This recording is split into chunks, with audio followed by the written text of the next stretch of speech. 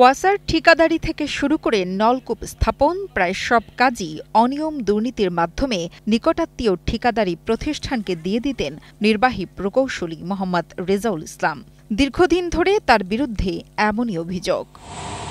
শুধু তাই নয়, ওয়াসার মিটার চুরির ঘটনাও ঘটছে অহরহ, অথচ নামে মাত্র তদন্তের মাধ্যমেই দায় সারছেন কর্তৃপক্ষ। জানা যায়, পানি সংকট নিরসনে খুলনা সিটি, রূপসা ও মোল্লাহাট উপজেলায় সুপেয় পানি সরবরাহ করতে উদ্যোগ নিয়েছে স্থানীয় সরকার মন্ত্রণালয়। নিরাপদ ও পর্যাপ্ত পানি নিশ্চিত করতে খুলনা পানি সরবরাহ প্রকল্পটি হাতে নেওয়া হয়েছে। প্রকল্পের টেন্ডার কমিটিতে যুক্ত করা হচ্ছে বঙ্গবন্ধু প্রকৌশল পরিষদের বিভিন্ন পর্যায়ের নেতাদের, যা নিয়ে ক্ষোভ প্রকাশ করছেন কর্মকর্তা কর্মচারীদের একাংশ। যার বিরুদ্ধে ইতিপূর্বে দুর্নীতির অভিযোগ উঠেছে এবং সেটা তদন্তাধীন আছে, সেই তদন্তের ফলাফল এখনো জনগণের সামনে আসে নাই। দ্বিতীয়ত জনশ্রুতি আছে যে তিনি ফ্যাসিস্টের দোষর হিসেবে তার ওয়াসায় একটা পরিচিতি আছে। এরকম একজন মানুষ, অদক্ষ একজন মানুষ, তিনি যেন কোনোভাবে এত বড় একটা প্রকল্পের দায়িত্ব না পান, সে ব্যাপারে আমার মনে হয় যে কর্তৃপক্ষের সজাগ থাকা দরকার।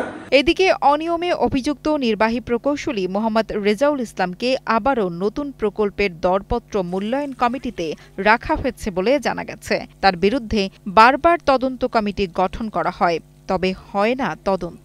তো এই সময়কালে তাকে এত বড় একটা প্রকল্প, যে প্রকল্পের উপর নির্ভর করছে খুলনার মানুষের পানির যে মূল যে চাহিদা পূরণ হবে, খুলনার মানুষের ওয়াসার যে মূল সেবার জায়গাটা, সেটা পূরণ করছে, সেইখানে তাকে দায়িত্ব দেওয়ার জন্য আমরা জানি যে বিভিন্ন রকমের তোড়জোড় চলতেছে এবং সেটা আমাদের জনগণের সামনে চলে এসেছে। টানা সপ্তমবারের মতো বেস্ট টিস্যু পেপার ব্র্যান্ড হিসেবে স্বীকৃতি পেয়েছে বসুন্ধরা টিস্যু। নির্বাহী প্রকৌশলী রেজাউল ইসলামকে 10% টাকা দিয়ে কাজ নেওয়া লাগে প্রত্যেকের, সকলেরই।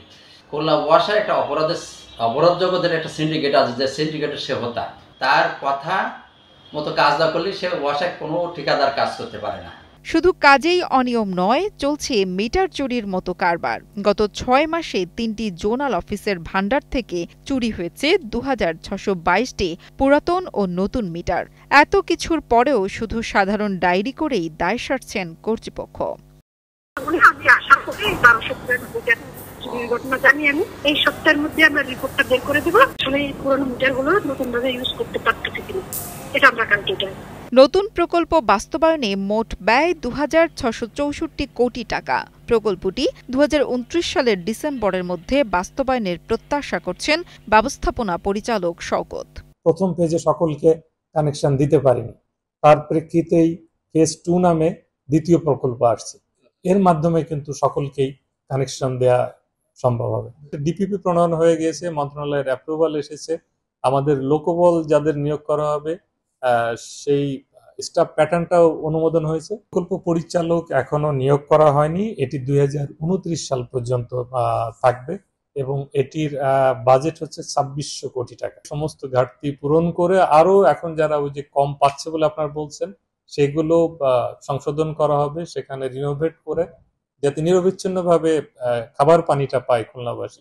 অনিয়ম, দুর্নীতি এবং মিটার চুরির মতো কারবার থামানো না গেলে খুলনা ওয়াসার কার্যক্রম স্থবির হয়ে যাবে, যে কারণে কর্তৃপক্ষের সুষ্ঠু নজরদারি দাবি করেছেন এলাকাবাসী।